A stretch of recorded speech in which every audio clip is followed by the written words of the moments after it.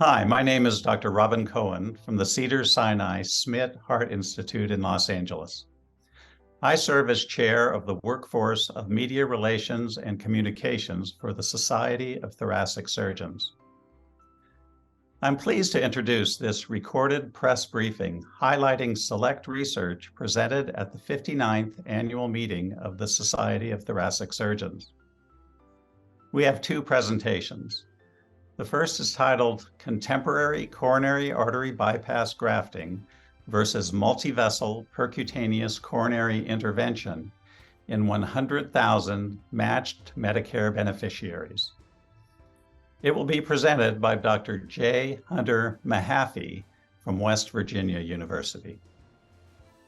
The second, titled Incidence, Timing, and Causes of Death Among Patients Who Underwent Lobectomy for Stage 1A Lung Cancer in the National Lung Screening Trial, will be presented by Alexandra Potter from the University of California at Berkeley. These studies are important because they add to our knowledge regarding the surgical therapy of two of the most common causes of death in the United States, coronary artery disease and lung cancer.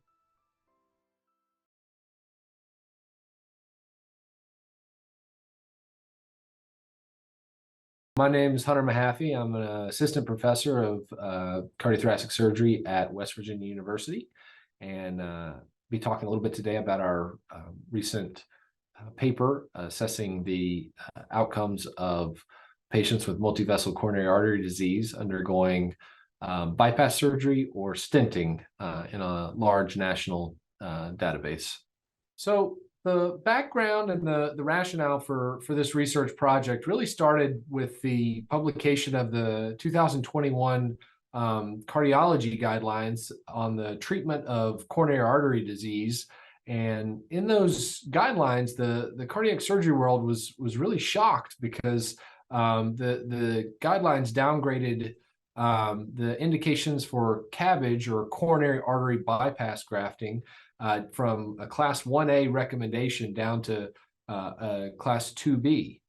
Now, much of this decision to downgrade the class of evidence was based on the guideline committee's goals to focus on the most recent data to ensure that they were capturing contemporary technology.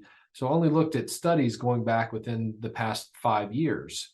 Therefore, these guidelines relied heavily on the recently publicized ischemia study or ischemia trial, which looked at medical therapy and in coronary artery disease and compared an initial invasive approach versus an initial conservative approach in patients that had mild to moderate coronary disease.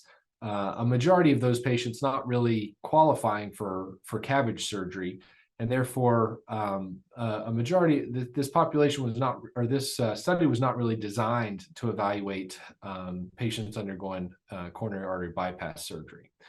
So, with the change in the guidelines, we really sought to identify a large contemporary analysis of comparing patients undergoing bypass surgery with those undergoing stenting in the modern era with the most recent technology. So with this analysis that we presented today, it was really a longitudinal analysis of patients over the and their outcomes over a 3-year period.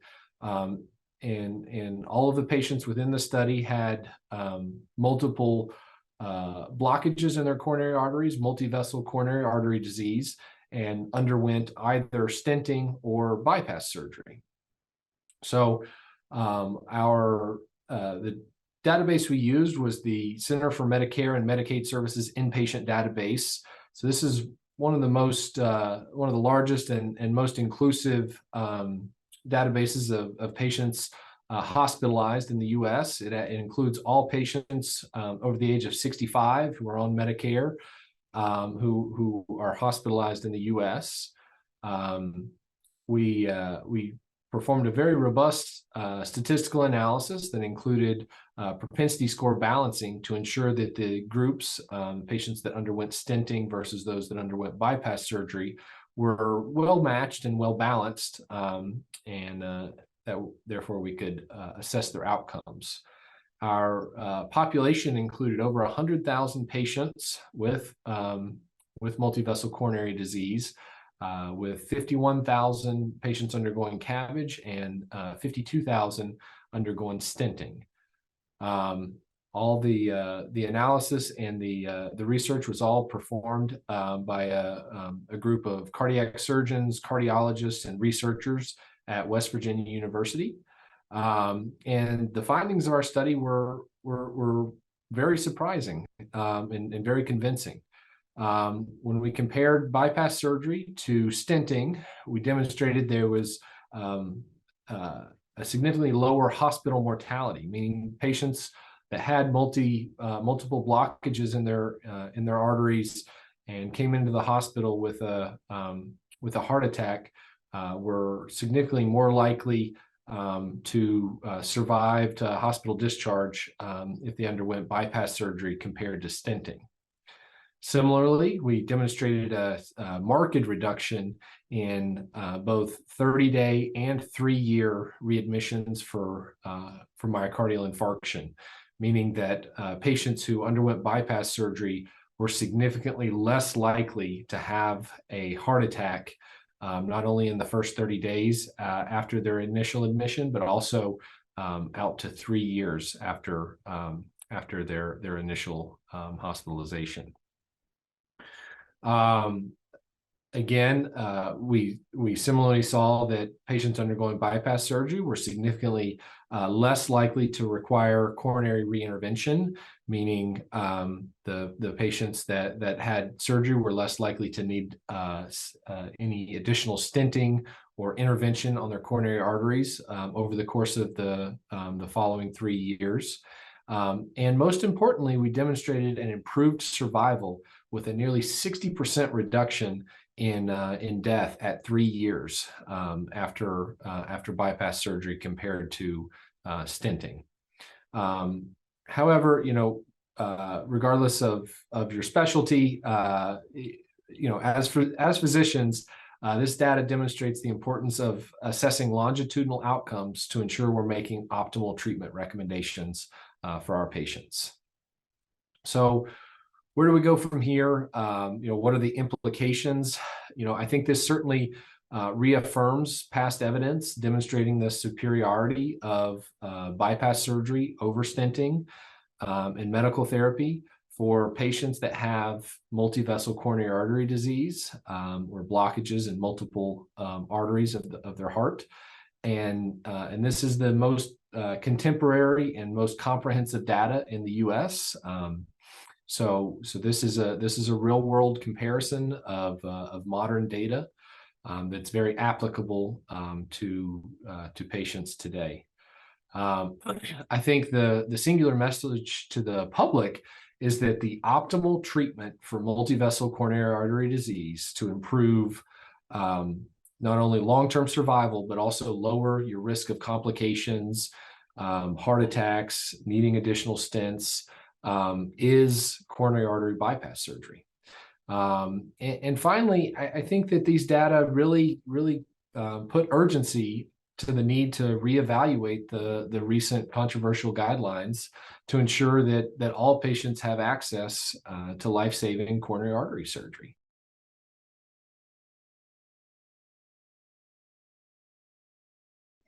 My name is Alexandra Potter. I'm a research coordinator at Massachusetts General Hospital in Boston. So I will talk about my study called the Incidence, Timing, and Causes of Death among Patients Who Underwent Curative Intent Resection for Stage 1A Lung Cancer in the National Lung Screening Trial. So the background for the study was that lung cancer screening was first recommended by the United States Preventive Services Task Force in 2013 for high-risk individuals. Since then, with the increasing adoption of lung cancer screening in the US, there will be an increasing number of lung cancers that are detected at an early stage via low-dose computed tomography screening. However, the long-term survival of these patients with screen-detected lung cancers is not well characterized, in part because screening was only approved about 10 years ago. So for this analysis, we sought to evaluate the long-term survival of patients who underwent lobectomy for stage 1A screen-detected lung cancers in the National Lung Screening Trial. Just for some background, the National Lung Screening Trial, or NLST for short, was a large-scale randomized trial of over 50,000 US participants comparing the effectiveness of low-dose computed tomography versus chest X-ray for the detection of lung cancer, enrolled from 2002 to 2004 and had follow-up until 2009. But an important component of this study is that we were able to obtain an updated data set with follow-up data extended up to the end of 2015, which allowed us to evaluate the long-term survival and causes of death among these patients. So for this study, we included patients who underwent lobectomy for stage 1A non-small cell lung cancer in the NLST. We looked at the 5 and 10-year overall survival of these patients. We also conducted a subgroup analysis by age, in which we classified patients according to whether they were over 65 at the time of lung cancer diagnosis or less than 65 at the time of lung cancer diagnosis. And we also evaluated the incidence and timing of the leading causes of death, including lung cancer, other cancers, COPD, and heart disease among patients in our cohort. In total, 442 patients met our study inclusion criteria. In our cohort, the 5 and 10-year overall survival among patients was 73.3% for 5-year survival and 53.7% for 10-year survival. Among patients who died, it was interesting to note that the majority of deaths, 60% of deaths in the study cohort, were due to lung cancer. And the other top 3 leading causes of death were 9% of deaths were due to other cancers other than lung, 9% of deaths were due to COPD, and 8% of deaths were due to heart disease. And the main takeaways we find from this study is that a lot of patients with early stage screen detected cancers who undergo lobectomy do end up dying from lung cancer. And this means that we need more efforts focused on identifying patients who will develop a recurrence or develop a second primary lung cancer during follow-up.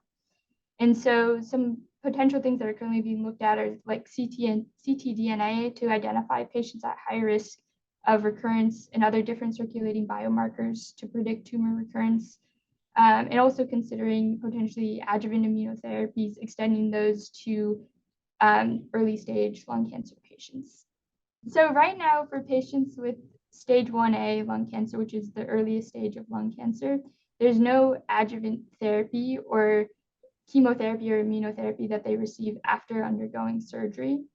So we're trying to identify patients who may be at higher risk and may actually benefit from a therapy like that. And so one of the things to do is after your surgery is to look at in the blood, can you identify any tumor cells that are still circulating around in the blood? And if you can identify those, potentially that's associated with a high risk of recurrence and potentially they may benefit from an adjuvant therapy. And the tumor biomarkers, it's kind of an umbrella for other things that you could find in your blood that might be associated with recurrence. And so if we could test patients for these things at the time of their operation, it might guide subsequent treatment and potentially the receipt of adjuvant therapies to reduce the risk of recurrence and ultimately reduce the number of these patients who end up dying from lung cancer.